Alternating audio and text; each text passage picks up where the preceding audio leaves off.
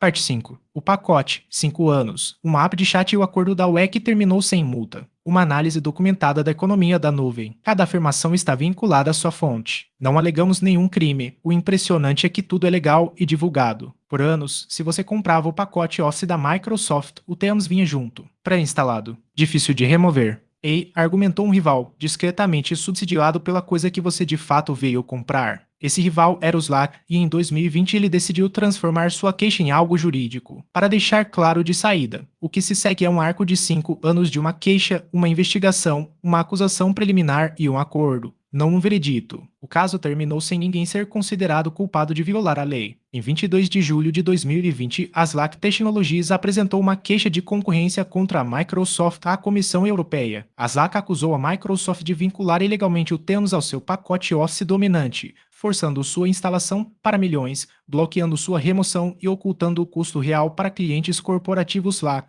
Kim Emanuel. Nas próprias palavras da Slack, a Microsoft havia vinculado ilegalmente seu produto Teams ao seu pacote de produtividade Office dominante de mercado, forçando sua instalação para milhões, bloqueando sua remoção e ocultando o custo real para clientes corporativos Slack. Essas são palavras da Slack e alegações da Slack, não constatações e não minhas. Por 3 anos, pouca coisa se moveu em público. 40.721 sobre se a Microsoft abusou de posição dominante ao vincular o Teams ao Office 365 e ao Microsoft 365, e ao limitar a interoperabilidade com ferramentas de comunicação rivais Comissão Europeia, Silicon Valley. Abrir um processo é o começo de uma apuração, não o fim dela. Significa que o regulador tem perguntas, não que tem respostas. A Microsoft agiu antes de ser acusada. Com efeito a partir de 1º de outubro de 2023, ela desagrupou o Teams do Microsoft 365 e do Office 365 em todo o espaço econômico europeu e na Suíça, vendendo os pacotes sem o Teams por um preço menor, cerca de €2 a menos, e oferecendo o Teams como produto avulso Microsoft. Essa foi uma mudança voluntária da própria Microsoft e a Microsoft a enquadrou como uma resposta às preocupações da comissão. A comissão mais tarde discordaria de que ela foi longe o suficiente. Em 25 de junho de 2024, a comissão enviou à Microsoft uma comunicação de objeções Statement of Objections, expondo sua visão preliminar de que a Microsoft havia infringido o artigo 102 do TFUE ao vincular o Teams aos seus pacotes empresariais. A comissão ressaltou que o passo não prejulga o resultado Comissão Europeia, TechCrunch. Esta é a fronteira que importa, então leia devagar. Uma comunicação de objeções é uma acusação preliminar, não uma decisão. Como o TechCrunch colocou na época, nenhuma decisão final com multa foi imposta a TechCrunch, e, nessa avaliação preliminar, a visão da comissão foi de que o desagrupamento de 2023 da Microsoft não foi suficiente, que mudanças adicionais eram necessárias para restaurar a concorrência a TechCrunch. A primeira correção, na narrativa preliminar do regulador, precisava ir mais longe. Então a Microsoft voltou com mais. Em maio de 2025,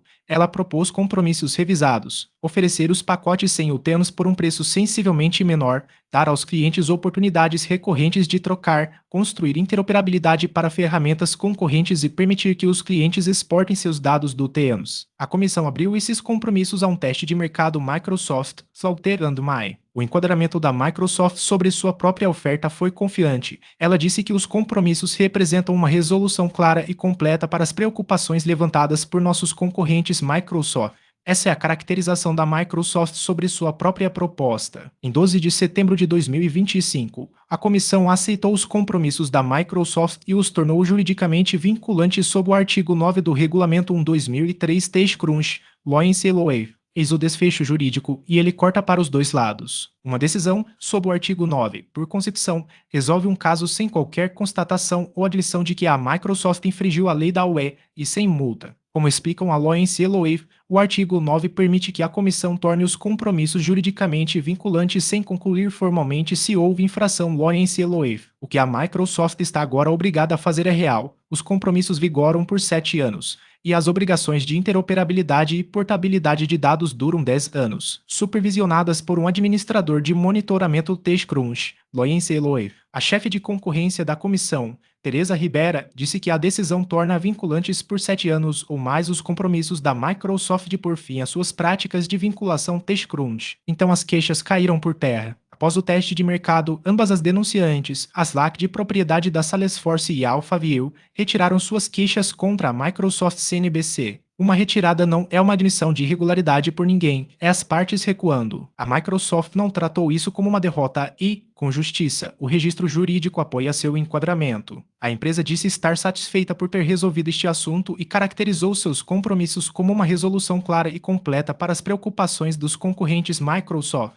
Nenhuma infração foi constatada, nenhuma multa foi paga. Opinião, Michael. Não estou te dizendo que a Microsoft violou a lei. A comissão nunca constatou isso. O caso encerrou sem constatação e não houve multa. Então eu também não direi. O que eu fico revirando é o formato da coisa. 5 anos. 2 rodadas de correções. Uma coleira vinculante de 10 anos sobre interoperabilidade. E o estopim foi simplesmente um app de chat que pegou carona em um produto que você já tinha decidido comprar. Você não precisa de um vilão para que software instalado por padrão dobre um mercado. Só precisa que o pacote seja o caminho de menor resistência. A pista, para mim, é que a primeira correção não bastou e a segunda dura uma década. Essa não é a linguagem de um não problema. Sistemas ruins, não pessoas ruins, e um arquivo de compromissos que será discretamente fiscalizado muito depois de as manchetes seguirem em frente. Você não precisa aceitar minha leitura. A queixa, a comunicação de objeções, os próprios anúncios da Microsoft e as análises dos escritórios de advocacia sobre a decisão do artigo 9 estão todos linkados acima, julgue você mesmo. Cada número neste vídeo está nos próprios documentos das empresas. Você não precisa acreditar na nossa palavra. Verifique cada fonte no explorador de evidências. Esta foi a parte 5 de uma série documentada. Sistemas ruins, não pessoas ruins.